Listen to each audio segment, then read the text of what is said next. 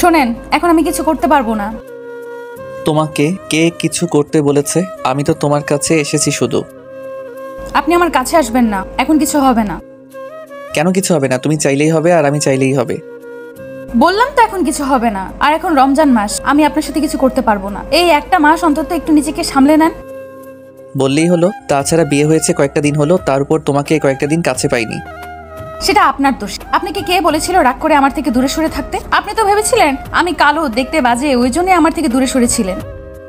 জানতাম না তো আল্লাহ আমার জন্য আমার পারফেক্ট একজন স্ত্রী পাঠিয়েছে। তাহলে কি করে বুঝবো যে এত সুন্দর একজন পরী আমার ঘরে আছে, যাকে কিনা আমি ভালোবাসতে পারবো, যাকে কাছে পেতে চাইবো? ওই জন্য এটা আপনার শাস্তি। পুরো 15 দিন আপনি আমাকে কষ্ট দিয়েছেন। বিয়ের রাতে বলেছিলেন আপনি আমাকে স্ত্রী হিসেবে মানেন না, আমার কাছে আসবেন না, আমাকে ভালোবাসতে পারবেন না। তাহলে এখন এত ভালোবাসা উতলে উঠছে কোথা থেকে? ভেবেছিলাম প্রেম করে বিয়ে করব, কিন্তু প্রেম তো হারাম। আর তাছাড়া তোমাকে আমি আগে কখনো দেখিনি। আব্বু আম্মু তোমাকে পছন্দ করে হুটহাট করে আমার বিয়েটা দিয়েছিল, ওই জন্য তো আমি রাগ করেছিলাম। আর আমি তোমাকে বিয়ের আগে দেখতে চেয়েছিলাম, কিন্তু আব্বু আম্মু বারণ করেছিল, তার উপর আমার পরিবার বারণ করেছিল, কারণ বিয়ের আগে কোনো মেয়ের মুখ দেখাটা জায়েজ না। তার উপর আমি আপনার সামনে আসতে যাচ্ছিলাম না, কারণ আমার সৌন্দর্য যতটুকুই হোক, আল্লাহ আমাকে যতটুকু দিয়েছেন ওইটা আমার কাছে যথেষ্ট। কারণ আমি পর্দা করি, ওই জন্য পরপুরুষের সামনে আসাটা ঠিক হবে না বলে মনে করি, ওই জন্য আপনাকে দেখা দেইনি। কিন্তু এখন তো আপনি আমাকে দেখতে পাচ্ছেন। ওই জন্যই তো ভুলটা করেছি। ভেবেছিলাম তুমি আমার যোগ্য হবে না, তার উপর তুমি দেখতে বাজে হবে, ওই জন্য আমার অনেকটা রাগ হয়েছিল। ভেবেছিলাম তুমি কালো হবে, ওই জন্য পর্দা করে থাকো, কিন্তু জানতাম না যে তুমি এতটা সুন্দরভাবে আর আমার জন্য পারফেক্ট হবে। আমি যা বলবো সেটা শুনবে আর আমার পরিবারটাকে পুরো নিজের করে নিবে। উপর থেকে দেখে সবটা ভাবা কিন্তু ঠিক না। আপনি যেমন উল্টাপাল্টা ভেবেছেন, তেমনি এখন এই উল্টাপাল্টা ভাবার জন্য আপনাকে শাস্তি পেতে হবে। তাছাড়া আমি এখন আপনাকে কাছে আসতে দিতে পারবো না। আপনাকে আমি বলেছি না এটা আপনার শাস্তি, তাই আপনি আমার থেকে দূরে সরে থাকবেন। যতদিন অবধি না এই রমজান মাসটা যাবে, ততদিন আপনি আমার কাছে আসতে পারবেন না। আপনাকে আমি স্ত্রীর অধিকার দিতে পারবো না। আজব তো, তুমি না বলতে যে স্বামী সব কথা শুনতে হয়, তাহলে এখন তুমি আমার কথা শুনবে না কেন? আমার তো তোমাকে কাছে পেতে ইচ্ছে করছে। পুরোটা দিন তোমার থেকে দূরে ছিলাম, আর 25টা বছর দেরি করে এখন তোমাকে বিয়ে করেছি। আর এখন যদি তুমি বলো যে তুমি আমাকে কাছে আসতে দিবে না, ভালোবাসতে দিবে না, সেটা কেমন বলো? আমার কি খারাপ লাগবে না তাতে? দেখেন, এই জন্য আমাকে মাফ করবেন, কিন্তু এটা একদম উপরওয়ালার নিয়ম নীতি আর বিধিবিধান। এর থেকে আমি কিছুটাই অমান্য করতে পারবো না। তাতে হয়তো আল্লাহ নারাজ হবেন। আর তাছাড়া রমজান মাসের স্বামী স্ত্রী এক হওয়া সম্ভব না, তাতে রমজানের পবিত্রতা নষ্ট হবে। তাই এই একটা মাস অন্তত একটু নিজেকে সংযত করে রাখেন। উপরওয়ালা দেখবেন আপনার জন্য অনেক সুন্দর কিছু রেখেছেন। তাই প্লিজ আপনি এমন করে জোর করবেন না, আমি সেটা দিতে পারবো না। আপনি এর জন্য আমার উপর রাগ করবেন না প্লিজ। কিন্তু কি করব, আমার তো তোমাকে কাছে পেতে ইচ্ছে করছে। তাছাড়া 15টা দিন তোমাকে আমি কাছে পাইনি, তোমার সাথে একই বেডে শুইনি পর্যন্ত। তাহলে আজকে কি তোমাকে আমার কাছে পেতে ইচ্ছে করে না বলো? তখন আপনাকে কে বলেছিল রাগ দেখিয়ে সোফায় গিয়ে শুতে? তাছাড়া আপনি তো আমার মুখটাও দেখেননি। যখন বিয়ের পরদিন সকালে যখন দেখলেন, তখন আপনি অবাক হয়ে তাকিয়েছিলেন। আমি ভেবেছিলাম আপনার আমাকে পছন্দ না, ওই জন্য আপনি এমন করে আমার দিকে তাকিয়ে আছেন। আমি দেখতে হয়তো বাজে, ওই জন্য আপনার আমাকে পছন্দ না। কে বলেছে পছন্দ না? অনেক বেশি পছন্দ। জানেন তো, আজকে একটা বিষয় জানতে পারলাম, মানুষ সৌন্দর্যের উপর ভালোবাসা দেখায়। আর তাছাড়া আর সুন্দর জিনিসটাকে মানুষ পছন্দ করে, কিন্তু কালো জিনিসটাকে মানুষ যতই বলে ভালো লাগে, কিন্তু মন থেকে কেউ পছন্দ করে না। তুমি এমনটা কেন বলতেছো? আর তাছাড়া আমি কি এমন করলাম যার জন্য তোমার কাছে এমনটা মনে হলো? ওই তো, আমি যদি সুন্দর না হতাম আপনি আমাকে ভালোবাসতেন না, আমাকে স্ত্রীর অধিকারটাও দিতেন না, আমার কাছেও আসতেন না, ভালোবাসতেন না। এখন আমি দেখেছেন একটু সুন্দর তো, ওই জন্যই আপনি আমাকে ভালোবাসতে চাইছেন, কাছে আসতে চাইছেন, নিজের স্ত্রীর অধিকার দিয়েছেন। আর যদি আমি কালো হতাম, কখনো আপনি এই ভালোবাসাটা দেখাতেন না। আপনি ভেবেছিলেন যে আমি কালো, ওই জন্য আপনি আমার মুখটা পর্যন্ত বাসরাতে দেখেননি। তাহলে এখন এত ভালোবাসা আসছে কোথা থেকে? কারণ আমি সুন্দর, ওই জন্য আপনি আমাকে এমন করে কাছে টেনে নিতে চাইছেন, তাই না? আয়েশার এরকম কথা শুনে ঈশান বেশ কিছুক্ষণ চুপ করে ওর মুখের দিকে তাকিয়ে রইল। তখন আয়েশা একটা মুচকি হাসি দিয়ে বলল, আমি আপনাকে কষ্ট দেওয়ার কিংবা মন খারাপ করার জন্য এরকম কথা বলিনি। কিন্তু দেখেন, এটাই স্বাভাবিক। কালো জিনিসটার দূর থেকেই বলে যে ভালো লাগে কিংবা পছন্দ হয়, কিন্তু নিজের করে কেউ পেতে চায় না। এমনি ভাবে আপনিও তেমনটাই ছিলেন। আর এখন আমি এই কথাগুলো বলে হয়তো আপনাকে কষ্ট দিয়ে ফেললাম, তার জন্য মাফ করবেন আমাকে। আরে না না, তেমনটা নয়। কিন্তু একটা কথা কি জানো তো, আমার ছোটবেলা থেকে ইচ্ছা ছিল আমার সুন্দর একটা বউ হবে, যে সবটা গুছিয়ে দিবে, আমার পরিবারটাকে নিজের করে নিবে, আমার প্রতি কেয়ারিং দেখাবে। আর তুমি তো জানো যে আমি বিয়ের আগে থেকে কতটা ছন্নছাড়া ছিলাম। ওই জন্য আব্বু আম্মু জোরপূর্বক তোমার সাথে আমার বিয়েটা দিয়েছিল। কিন্তু আমি ভেবেছিলাম যে তুমি কাল, তার উপর আমার পরিবারটাকে গুছিয়ে নিতে পারবে কিনা। আর আমি জানতাম না যে তুমি এত বেশি কেয়ারিং। তারপর যখন আস্তে আস্তে তোমার প্রতি আমার নজরটা পড়লো, দেখতে পেলাম যে তুমি আমার মনের মতোই, ওই জন্য এখন তোমাকে ভালোবাসি। এখন তুমি যদি বলো ভালোবাসি না আর ভাবো তোমার সৌন্দর্যের প্রেমে পড়েছি ওই জন্য তোমাকে ভালোবাসি, তাহলে আমার আর কিছু বলার নেই। হ্যাঁ, এটা ঠিক যে সবাই সৌন্দর্যকেই ভালোবাসে, আর আমিও তেমনটাই করেছিলাম, কিন্তু এখন চেহারার থেকে মনের সৌন্দর্যটাই অনেক বেশি প্রাধান্য দেই। সেটা তুমি আমাকে শিখিয়েছো। আপনার কথা শুনে অনেক বেশি ভালো লাগে। আপনি যে আগের থেকে অনেক বেশি পাল্টে গেছেন সেটা দেখে আমার ভালো লাগতেছে। আর শোনেন, এই একটা মাসে অন্তত একটু দূরে থাকার চেষ্টা করেন, তাছাড়া রমজান গেলে তো আমরা এক হতে পারবো, তাই না? পুরো একটা মাস তোমার থেকে কি করে দূরে থাকবো? তুমি জানো না আমি তোমাকে কতটা ভালোবাসি, তাহলে তোমার থেকে আমার পক্ষে দূরে থাকা কি করে সম্ভব? একটু বুঝতেই পারতেছো না? আর আমি অমন করে দূরে সরে থাকতে বলিনি, আপনাকে বলেছি আমাদের মাঝে কিছুই হবে না, কিন্তু আপনি তো আমার সাথে থাকতে পারেন, আমাকে বুকে জড়িয়ে নিতে পারেন, আপনি আমাকে বুকে নিয়ে ঘুমাবেন, তাহলেই তো হয়।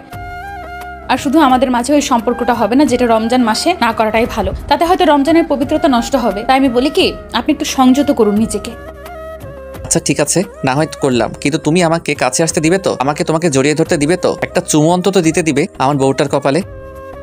আরে আমি আপনাকে কখন কথা দিয়েছি আর সেটা পালন করিনি, সেটা কখনো হয়েছে? আপনি খুব ভালো করেই জানেন আমি কখনো মিথ্যা বলি না, আর তাছাড়া মিথ্যা বলাটা আমার কাছে জঘন্যতম অপরাধ, আর ওই জন্যই আমি সব সময় সত্য কথা বলি। আচ্ছা, তোমরা যে মাদ্রাসায় পড়তে সেখানে কি সবাই এরকম পর্দা করতো? ওই জন্য তুমিও পর্দা করে থাকতে? হ্যাঁ, এটা আবার না জানার কি আছে? তাছাড়া আপনি জানেন না যে সকল মুসলিম মেয়েদেরকে পর্দা করাটা ফরজ? আর তাছাড়া পর্দা না করলে রাস্তায় যে কোনো ছেলে বাজে নজরে একটা মেয়ের দিকে তাকাবে, কিন্তু পর্দা করলে তার মুখটা অবধি কেউ দেখতে পাবে না। আর একটা কথা কি জানেন তো, বাজে জিনিসগুলোর দিকে মানুষের নজরটা একটু বেশি থাকে। তেমনি ভাবে আমি যদি নিজেকে ঢেকে না রাখি, আল্লাহর দেওয়া সৌন্দর্যটাকে যদি আড়াল না করে রাখি, তাহলে সবাই এটা উপভোগ করার জন্য বাজে নজরে তাকাবে আর বাজে চিন্তা ভাবনা করবে আমাকে নিয়ে। ওই জন্য এটা সৌন্দর্যকে ঢেকে রাখাই ভালো, এটা স্বামীর হক, তাহলে আমি অন্য কাউকে কেন দেখাবো? এই জন্যই বোধহয় ওই বাজে মেয়েগুলোর দিকে সবাই অমন করে তাকায়। বাজে মেয়ে কাদের বলতেছেন? আরে যারা ওই পর্দা করে না তারা কেমন করে যেন সবসময় উল্টাপাল্টা ড্রেস পরে ঘুরে বেড়ায়, ওরা কি বাজে মেয়ে নয় বলো? দেখেন, ওরা বাজে নয়, কিন্তু ওদের মনোভাবটা উল্টো পাল্টা আর অন্যরকম বাজে হয়ে গেছে, ওই জন্যই ওরা ওসব আজে বাজে ড্রেস পরে বেড়ায়। কিন্তু ওদের সাধারণ শিক্ষা আর ইসলামিক জ্ঞান নেই বলে ওরা এমন করে, এসব আজে বাজে ড্রেস পরে। কিন্তু ওরা যদি জানতো একটা পরপুরুষ ওদের দিকে কি নজরে তাকায়, তাহলে কখনোই পর্দা ছাড়া তো দূরে থাক, নিজেকে বাসা থেকে বেরও করতো না। কিন্তু এখন নারীরা স্বাধীন হতে গিয়ে নিজেদেরকে সবার সামনে এমন ভাবে তুলে ধরেছে, যার জন্য তাদের সবার কাছে প্রতিনিয়ত হেনস্থা হতে হচ্ছে। এটা হচ্ছে এই যুগের দোষ, মানুষের নয়। তোমার কাছ থেকে আমার অনেক কিছু শেখার আছে। তুই যত এইসব কথাগুলো বলতে শুরু করো আমি অবাক হয়ে যাই যে আমি কোনো কিছুই জানতাম না, যার জন্য তোমার কাছ থেকে এগুলো নতুন নতুন শিখছি, আর আমার তত বেশি ভালো লাগছে। এটা না জানার কিছুই নেই, এটা স্বাভাবিক বিষয়। আপনি হয়তো আমার মতো করে পড়ালেখা করেননি, এই জন্যই জানেন না। তো এখন থেকে যেটা জানার ইচ্ছা হবে, যেটা আপনার মনে হবে যে এটা ভুল কিংবা ঠিক আপনি বুঝতে পারছেন না, সেটা আমাকে জিজ্ঞেস করবেন, আমি আপনাকে সবটা বলে দিব, কেমন? আর আমি যদি না জানি, উপরওয়ালা হয়তো আমাকে আর আমার মনে হয় আপনি আমাকে প্রশ্ন করবেন, উপরওয়ালার আদেশ আমি সব আপনাকে বলে দিতে পারবো। তাই এখন এমন কোনো কাজ করবেন না যেটা সম্পর্কে আপনার ধারণা নেই, যেটা আপনার কাছে ভুল বা সঠিক বলে মনে হচ্ছে না, সেই কাজটা আপনি কখনো করবেন না। জি আগে বেগম সাহেবা। আচ্ছা ঠিক আছে, এখন ঘুমিয়ে পড়েন, অনেক রাত হয়ে গেছে। দেখেন, আর একটু পর সেহরি খেতে উঠতে হবে, তারপর বেশি দেরি হয়ে গেলে কিন্তু উঠতে পারবেন না। এখন ঘুমিয়ে পড়েন। আচ্ছা ঠিক আছে, কিন্তু আমি যদি বেডে শুই তাহলে তোমার সমস্যা হবে না তো? তাহলে তুমি আনইজি ফিল করবে না তো? না, মোটেও না। আমি তো চাই আপনি আমার সাথে বেডে শোন, তাছাড়া আপনার অধিকার আছে আমার পাশে শোয়ার। আমি তো আপনাকে বলেছি আপনি আমার পাশে শোবেন, আমি আপনার বুকে মাথা রাখবো, আপনি আমার মাথায় হাত বুলিয়ে দিবেন, আমাকে জড়িয়ে ধরে ঘুমাবেন, এটা আপনার হক। আমি শুধু এই জন্যই আপনাকে সবটা দিতে পারবো না, কারণ এখন রমজান মাসটা চলে যাক, তারপর এখন এমন কিছু একটা আবদার করবেন না প্লিজ।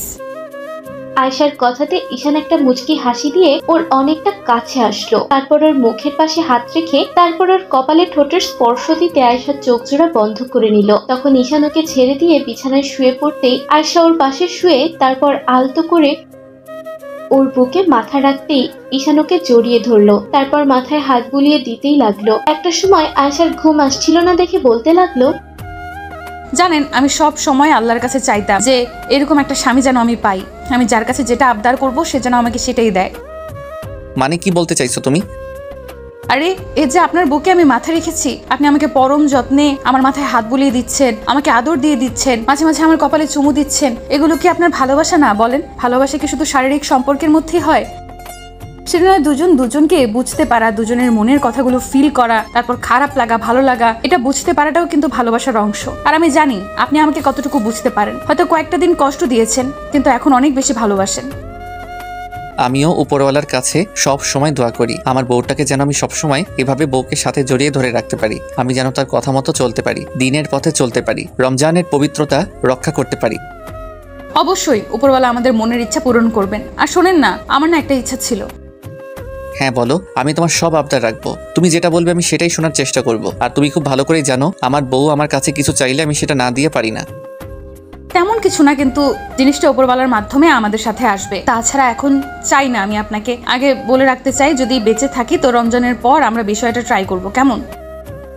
এটা কেমন কথা? উপরওয়ালা হয়তো অবশ্যই আমাদের মনের ইচ্ছা পূরণ করবেন। এখন তুমি বলো তুমি কি চাও? আমি চাই আপনি আমাকে একটা বেবির আম্মু বানিয়ে দিবেন। কি হলো, পারবেন না? আমার বউটার এই আবদারটুকু আমি তো জানতাম না আমার বউটা এতটা রোমান্টিক আর এত বেশি ভালোবাসে, যার জন্য আমার থেকে 1 মাস আগেই বেবি চেয়ে রাখতেছে। আপনি শুধু নিজেই রোমান্টিক নয়, আপনার বউটার রোমান্টিক। শুধু রমজানের পবিত্রতা রক্ষার কারণে এখন সেটা হতে পারছে না। কিন্তু একটাবার রমজানটা যাক, দেখবো স্বামীকে কিভাবে ভালোবাসতে হয়।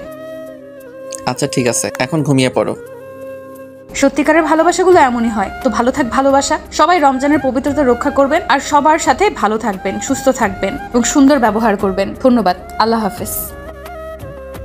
আমাদের দেয়া গল্পটি যদি আপনাদের ভালো লেগে থাকে তাহলে একটি লাইক করুন। আরও নতুন নতুন গল্প পেতে চ্যানেলটি সাবস্ক্রাইব করে বন্ধু হয়ে আমাদের পাশে থাকুন। ধন্যবাদ সবাইকে।